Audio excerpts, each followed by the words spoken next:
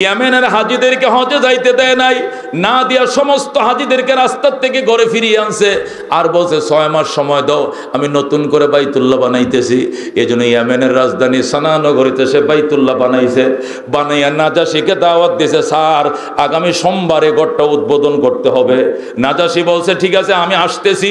Getting lighting করে সাজাও দেশ, গোটা রাজধানী সোনাকে সাজানো হলো, গেটিং লাইটিং তোরণ নির্মাণ করা হলো। নাজাশি কেন্দ্রীয় সরকার আসবে, আল্লাহর ঘর উদ্বোধন করবে। ইতিমধ্যেই মক্কার একদল যুবক যারা আল্লাহর ঘরের প্রতিবেশী ছিল, এরা ব্যবসার জন্য ইয়েমেনে আইছে। এরা যখন আইসা দেখে এখানে 2 নম্বর ঘর বানাইছে, এরা সাথে সাথে ব্যবসার থেকে তওবা করে ফেলছে, জীবনও ব্যবসা করব না, তবে এই নকল ঘর আগামী সোমবারে উদ্বোধন করতে দেব না। আল্লাহু আকবার। এরা 9 জন যুবক ছিল, কেউ বলছে 13 জন, কেউ বলছে 3 জন। এই যুবকরা শপথ করে ফেলছে, আল্লাহ আমরা বাইতুল্লাহর প্রতিবেশী, মক্কার কুরাইশের বংশধর, আপনার ঘরের খেদমত এটা আমাদের অহংকার। আর আজকে এই জালেম আবরাহা বুঝি এখানে নতুন বাইতুল্লাহ বানাইছে, 2 নম্বর বাইতুল্লাহ বানাইছে, ডুপ্লিকেট ঘর বানাইছে। সোমবারে উদ্বোধন করবে, উদ্বোধন করতে দিব না বলে মক্কার 9 জন যুবক শপথ করে রাত্রিবেলা ঘরের কাছে গেছে। যায় দেখে ডিউটি বসা, ডিউটির পুলিশ আছে, আনসার আছে। আমরা এই ঘর দেখতে আসছি। কয় ঢুকতে দেওয়া যাবে না। কয় কেন? কেন্দ্রীয় সরকার নাজাশি আসবেন, উনি উদ্বোধন করবেন, এরপরে পাবলিকের জন্য উন্মুক্ত করবেন, এরপরে পাবলিক তোয়াফ করবে, সওয়াব পাবে। যুবকরা আমাদেরকে আগেই দেখতে হবে। বাদশা উদ্বোধনের আগে কাউকে দেখতে দেওয়া যাবে না। যখন বলছে দেখতে দেওয়া যাবে না, তখন এই কুরাইশের যুবকরা সব কয়টা ডিউটির অফিসারকে হ্যান্ডকাপ লাগাইছে, মুরগির মতো বান্ধিয়া এক কোনায় ফালায় থইয়া। এরপরে 9 জন ঢুকছে, ঢুকে যার ভিতরে যত ভিটামিন আছিল সব মলমূত্র ত্যাগ করছে, পায়খানা করছে, প্রস্রাব করছে। যেরকম আল্লাহু আকবার। 9টা 9 কোনায় বসে প্রস্রাব করছে, পায়খানা করছে। শুধু এখানে শেষ নয়, জাঁটা দিয়ে এই পায়খানাতে গড্ডা লিপছে, প্রস্রাব দিয়ে ভালো করে লিপছে।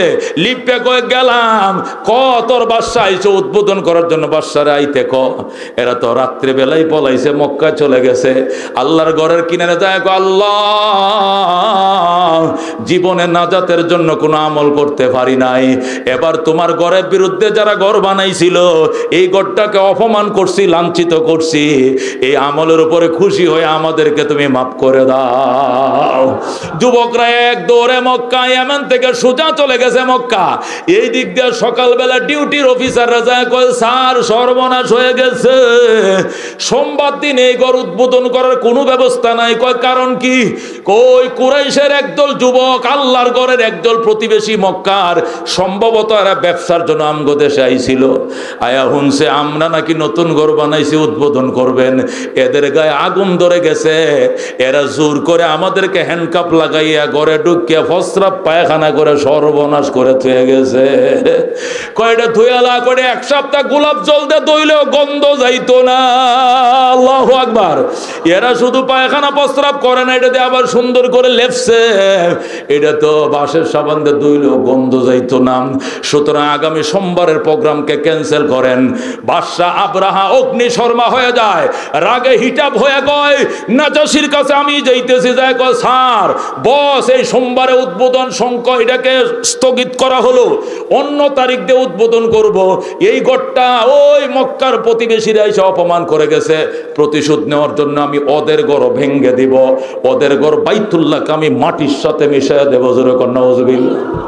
নাজাশি গো পারবে কো পারুম, শুধু আপনি সৈন্য দিতে হবে আর হাতি দিতে হবে। ঠিক আছে, কত সৈন্য লাগবে? কত 10,000। যা তোরে 12,000 দিলাম। 12,000 সৈন্য লইছে নাজাশির থেকে। 10টা বড় বড় হাতি লইছে। হাতি মানে বোলডোজার। হাতি মানে কি? বোলডোজার। শুধু সুর দিয়ে বাড়ি দিলে বট গাছ উগড়ে যায়। কথা কোন ঠিক কিনা? বোলডোজার তখন তো আর বোলডোজার ছিল না, বেকু ছিল না।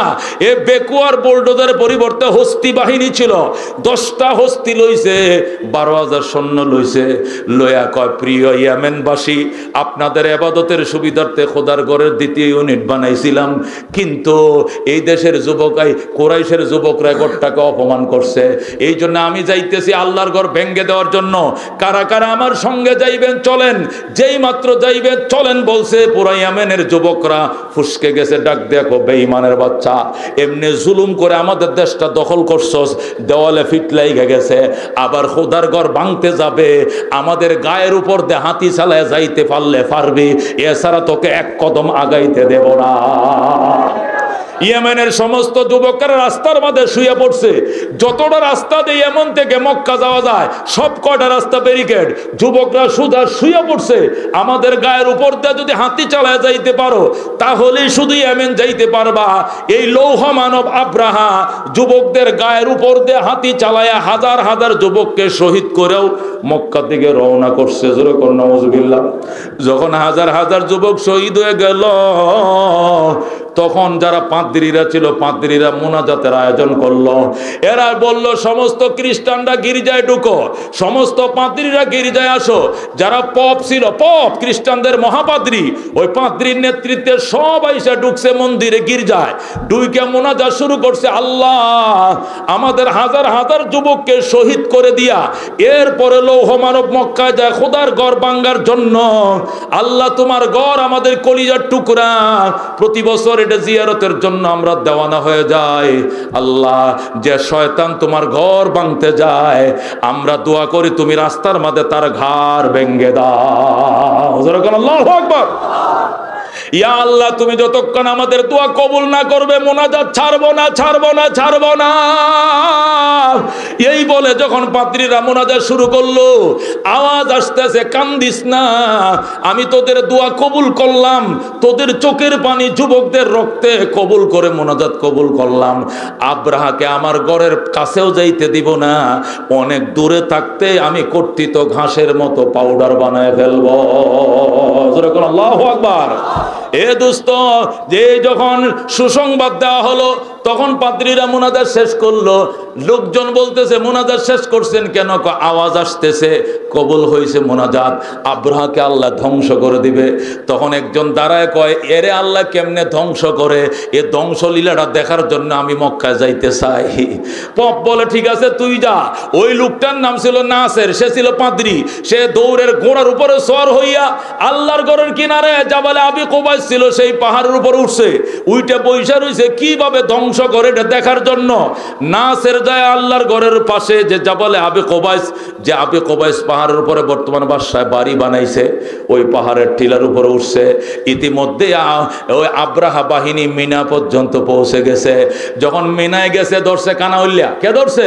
এমন কানাউল্লা ধরছে এরা মক্কার রাস্তা খুঁজে পায় না, 3 দিন পর্যন্ত এক জায়গায় ঘুরতেছে, রাস্তা পায় না। ইতিমধ্যে পেটের খোদা সইতে না পেরে এলাকার ছাগল বকরি তারা আইনা জবে করা শুরু করলো। অনেকগুলো ছাগল বকরি ধরলো। এই ছাগল বকরিগুলো ছিল আমাদের নবীর দাদা আব্দুল মুত্তালিবের। জোরে কোন আল্লাহু আকবার। আব্দুল মুত্তালিবে, উনি তো বাইতুল্লাহর মুতাওয়াল্লি, আল্লাহর ঘরের সভাপতি। দৌড়ে গেছে, স্যার আপনার ছাগল বকরি ধরছে। কয় কেডা? কই ইয়ামেনের এক বাদশা আইছে খোদার ঘর ভাঙার জন্য, শুধু আল্লাহর ঘর ভাঙবে না, আমাদের ছাগল বকরি নিয়ে গেছে। তখন আব্দুল মুত্তালিব দৌড়ে এসে দৌড়ে গোড়া দেয়া আইসা কো মানান্তুম, আপনারা কারা? কো নাহানু আহলুল ইয়েমেন, আমরা ইয়েমেনবাসী। আইনা তুরিদুন, কই যাবেন? কো মক্কা। মক্কা যাব। কো লিমা, কেন যাইবেন মক্কা? কয় লিনুহদিমা বাইতুল্লাহ, খোদার ঘর ধ্বংস করার জন্য। যেরকম নাউজুবিল্লাহ। আব্দুল মুত্তালিব ডাক দেখো, অসুবিধা নাই, আল্লাহর ঘর যদি ভাঙতে পারেন তাহলে ভাঙ্গেন, যান, আমার কোনো অসুবিধা নাই। তবে আমি জানতে চাই আল্লাহর ঘরের পাশে আমার একটা মাটির ঘর আছে, এইটাও ভাঙবেন নি? কয় না, অন্য কারো ঘর ভাঙবো না। আমি আব্দুল মুত্তালিব, আমি বাইতুল্লাহর মুতাওয়াল্লি, আমার ঘরটাও আল্লাহর ঘরের পিছন দিয়ে মাটির ঘর। আমার ঘর ভাঙ্গার যদি নিয়ত থাকে তাহলে বলো, গিরা কাটতেলামো, হাতের গিরা ছোড়াইলাম। হুজুর এখন আল্লাহু আকবার। কয় না আমরা অন্য কারো ঘর ভাঙবো না। এখন ডাক দিয়া কয় আপনি আল্লাহর ঘরের মুতাওয়াল্লি, আপনি নিজের গড়লে চিন্তা করেন, আল্লাহর ঘর যে ভাঙতে যে একটা কথাও তো কইলেন না। আব্দুল মুত্তালিব ডাক দিয়া কয় এটা তো আল্লাহর ঘর, এই ঘরের তো মালিক আছে, আমার ঘরের মালিক আমি, এই জন্য আমার ডায়লগ আমি দিছি। আর ওই ঘরের মালিক আল্লাহ, যদি শক্তি থাকে সে ফিরাবে, শক্তি না থাকলে না ফিরাবে। নিজের খাইয়া পরের কামলা দেওয়ার সময় আমার নাই। আল্লাহু আকবার। সুতরাং ওই ঘরের মালিক থাকলে তার ঘর রক্ষা করবে, এটা উনার দায়িত্ব, এটা আমার দায়িত্ব না। আমারটা আমি রক্ষা করার জন্য আইছি।